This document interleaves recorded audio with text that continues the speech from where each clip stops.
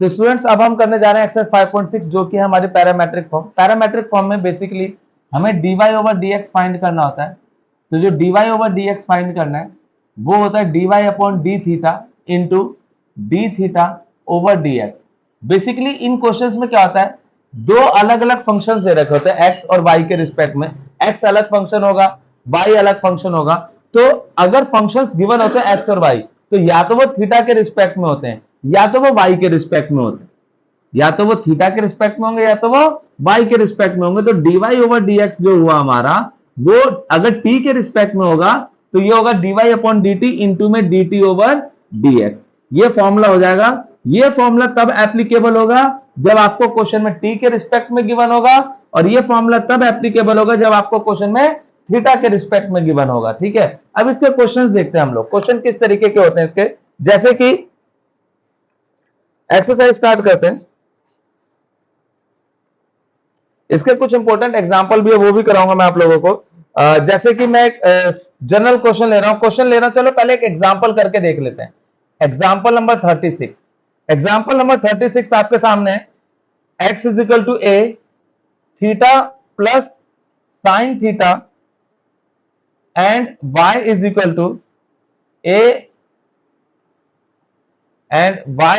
To a one minus cos theta.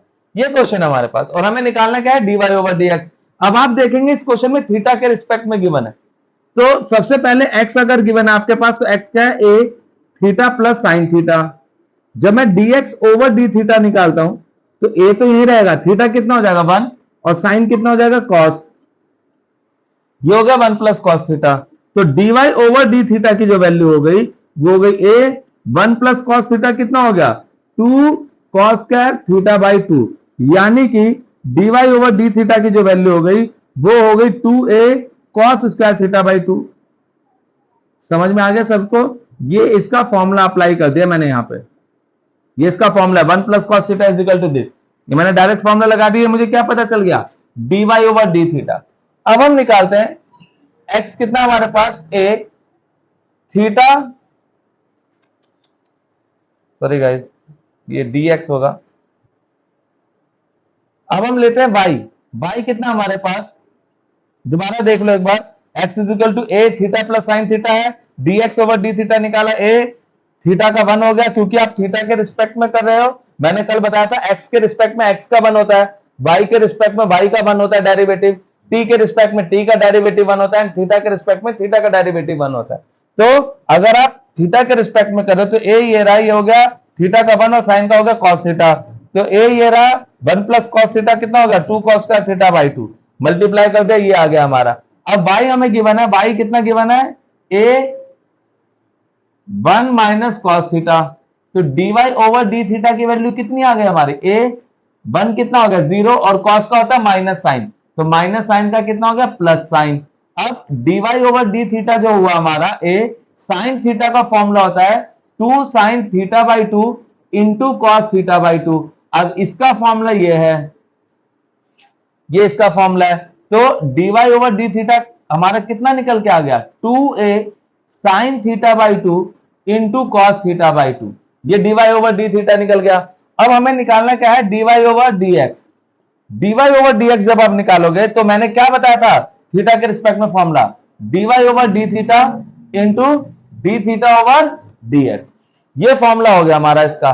ठीक, अब उसके बाद हम क्या करते हैं, dy ओवर dx कितना हुआ, dy ओवर डी थीटा कितना हमारा, ये रहा कितना है 2a sine theta by 2 into cos theta by 2, and D theta over dx कितना है, देखो ये है dx ओवर डी थीटा।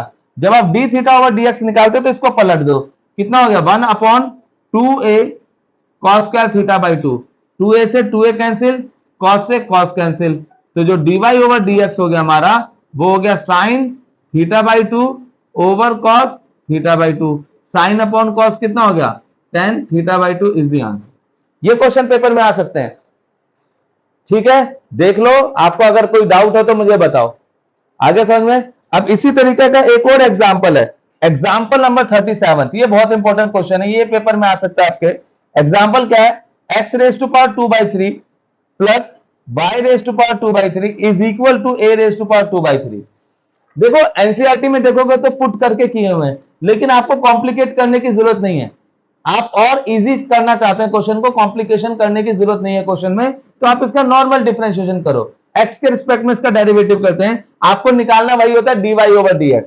तो differentiating both side with respect to X, X इसका डेरिवेटिव करते हैं एक्स के रिस्पेक्ट में, तो पावर आगे आएगी और एक पावर कम हो जाएगी, ये है ना डेरिवेटिव, पावर आगे एक पावर कम, इसका भी डेरिवेटिव यही होगा, पावर आगे एक पावर कम, और क्योंकि आप x के रिस्पेक्ट में कर रहे हो तो dy अपॉन dx आना ही आना है, और a की पावर 2/3 कितना हो गया 0, क्योंकि ये क्या है कांस्टेंट वैल्यू है। क्लियर है नहीं? ठीक, उसके बाद 2/3 कॉमन ले लो, तो ये आपके पास बचा x raise to power -1/3 plus ये आपके पास बचा y raise to power 1/3 -1/3 into dy over dx is equal to 0। 2/3 उधर जाके 0, ये आपके पास बचा x raise to power -1/3 y raise to power -1/3 into dy over dx is equal to 0। y raise to power -1/3 into dy over dx is equal to minus X raise to power -1/3। dy over dx को जब आप separate करते हो तो ये हो जाएगा minus X raise to power -1/3 and y raise to power -1/3। Clear है? यहां पे पावर्स आप देखेंगे दोनों की नेगेटिव है, तो पॉजिटिव बनाने के लिए दोनों का इनवर्स ले लेते हैं, dy over dx is equal to, इसको अगर मैं ऊपर ले गया तो y की पावर 1/3 हो गया, और इसको अगर नीचे ले गया तो x की पावर 1/3 हो गया। क्लियर है यहां तक? नहीं? ठीक, तो ये हमारे पास हो गया dy over dx is equal to y over x raise to power 1/3, and 1/3 means क्या होगा cube root, this is the cube root of y over x, ये आपका आंसर होगा।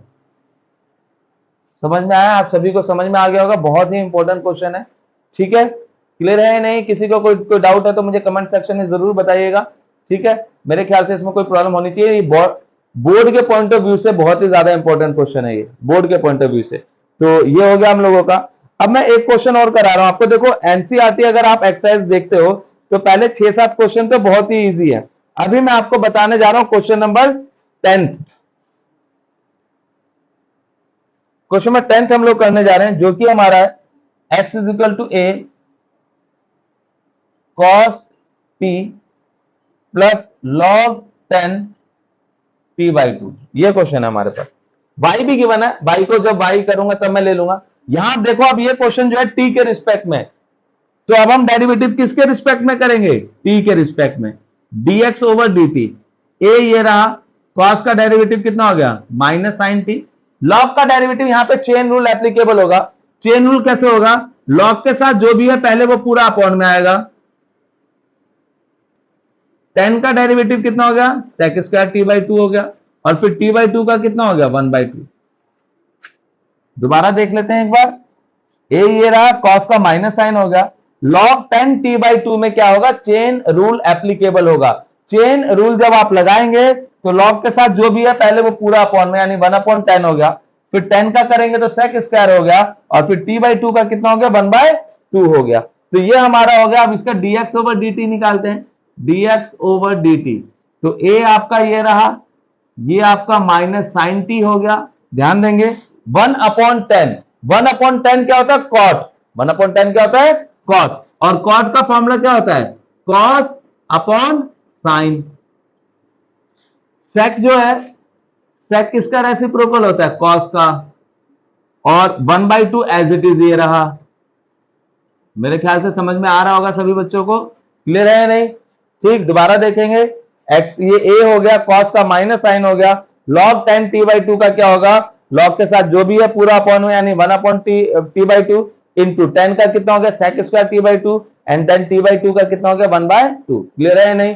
ठीक, अब ये हो गया हमारे पास a माइनस साइन t, एक cos से cos cancel, plus 1/2 sine t/2 into cos t/2। अभी मैंने फॉर्मूला यहां अप्लाई किया था, आप देखो sine theta is equal to 2 sine theta into cos थीटा/2।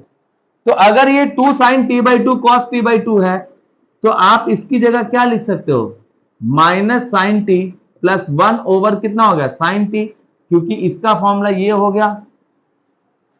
ये इसका फॉर्मूला लगा दिया मैंने यहाँ पे, क्लियर है नहीं, सभी को समझ में आ गया होगा।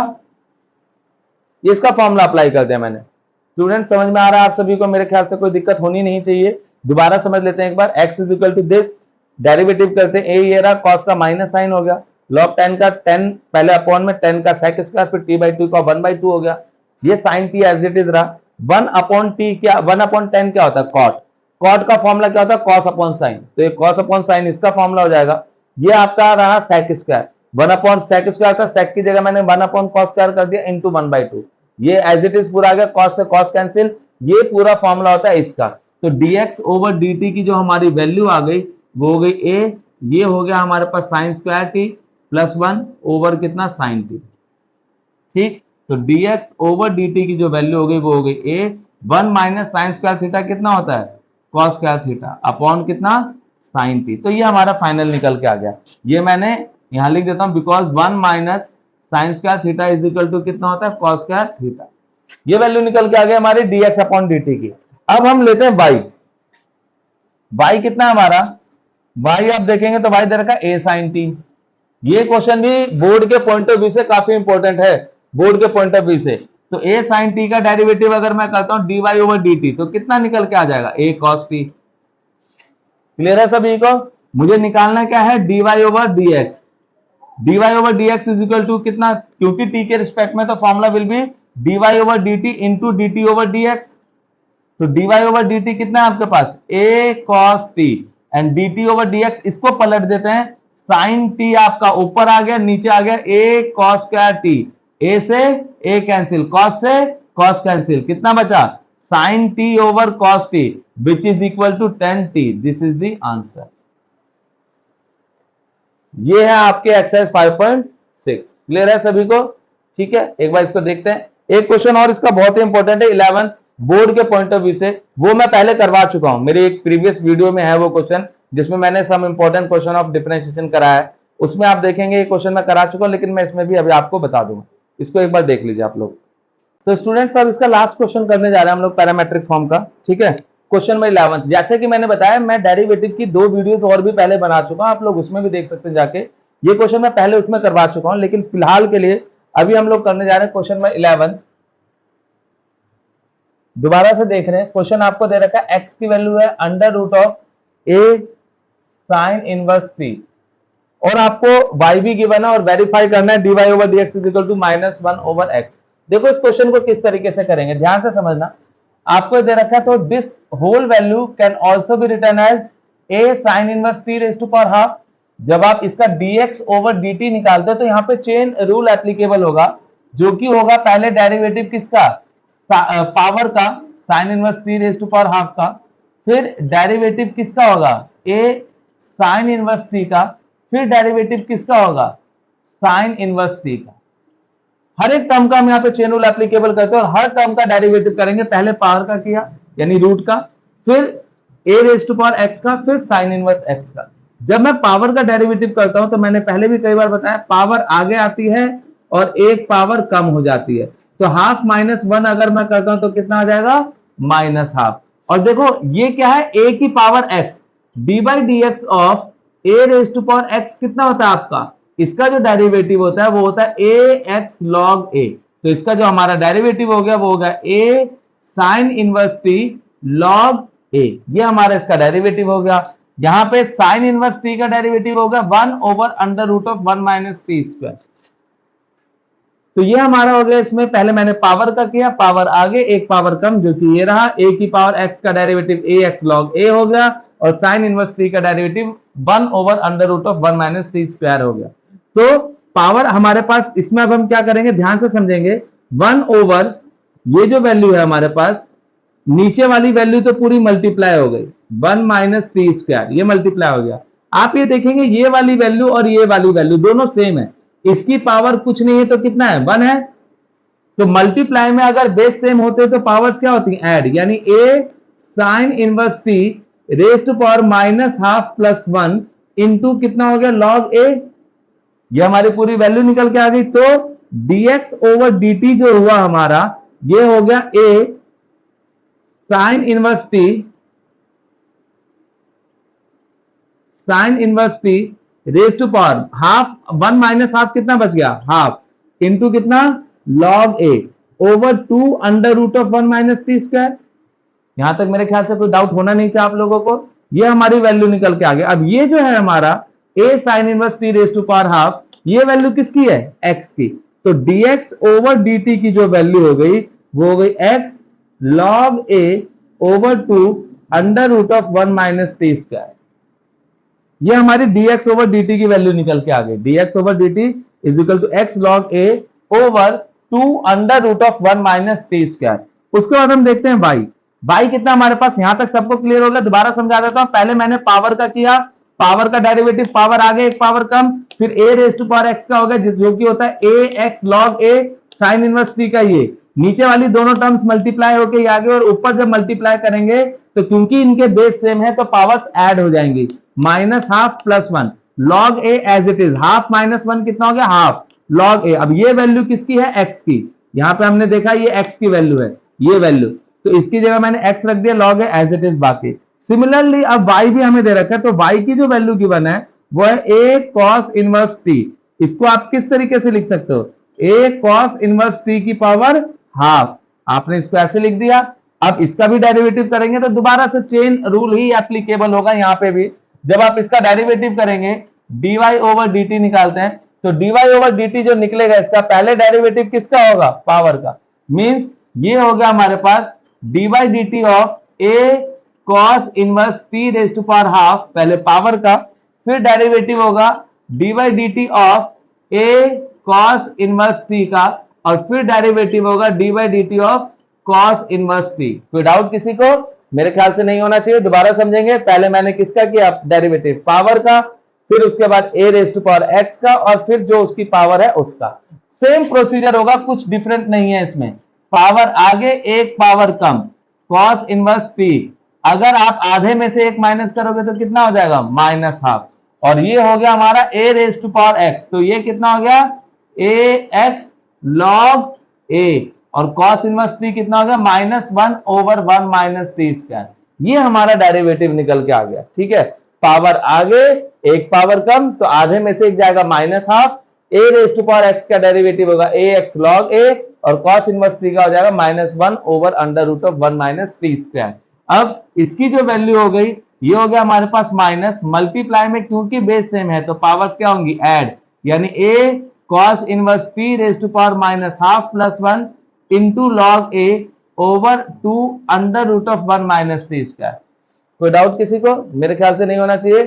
तो अब ये हमारी वैल्यू निकल के आ गई। तो dy ओवर dt जो आ गया हमारा, dy ओवर dt वो हो गया minus a cos inverse t raise to power half log a over 2 under root of 1 minus T square, half minus 1। Same procedure है, कुछ अलग नहीं हो रहा है इसमें। तो dy ओवर dt की जो वैल्यू हो गई, क्योंकि ये वैल्यू किसकी है हमारे पास, y की, तो यहां लिख देंगे y log a over 2 under root of 1 minus T square. Clear है, आप सभी को समझ में आ गया होगा। ये वैल्यू निकल के आए, अब हमें निकालना क्या है, dy ओवर dx, तो इसकी वैल्यू होगी dy over dt into dt over dx। dy over dt कितना है, minus y log a over 2 under root of 1 minus T square, और dt ओवर dx को पलट दो, इसको पलट दो, तो हो जाएगा 2 under root of 1 minus T square over x log a। इससे ये कैंसिल, इससे ये कैंसिल, तो dy ओवर dx की वैल्यू कितनी आ गई हमारी, minus y over x, hence prove. तो इसके साथ ही हमारा पैरामेट्रिक फॉर्म भी कंप्लीट हो गया। अब इसके बाद हम लोग करने जा रहे हैं स्टूडेंट्स एक्सरसाइज 5.7, जो भी अगला टॉपिक है लॉगरिथमिक फंक्शन, वो हम लोग करने जा रहे हैं। ठीक है, आप लोग इसको देख लीजिए एक बार।